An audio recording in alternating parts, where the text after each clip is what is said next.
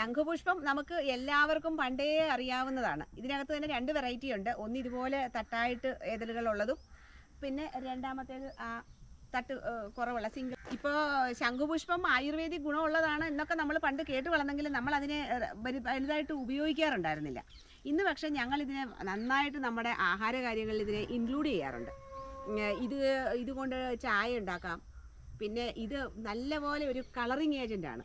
ഇന്ന് നമ്മൾ ഫുഡ് കളറുകളൊക്കെ മേടിച്ച് പല കളറുകളും കൊടുക്കുമ്പോൾ അതൊക്കെ മാറ്റി വെച്ചിട്ട് ഈ നാച്ചുറലായ കളറുകളെ ഉപയോഗിക്കുക. നമ്മൾ വെളുത്ത ചോറ് വേവിക്കുമ്പോൾ ഈ കുറച്ച് പൂവിട്ടിട്ട് ചോറ് വേവിച്ചാൽ ചോറിന് നീല കളർ വരും.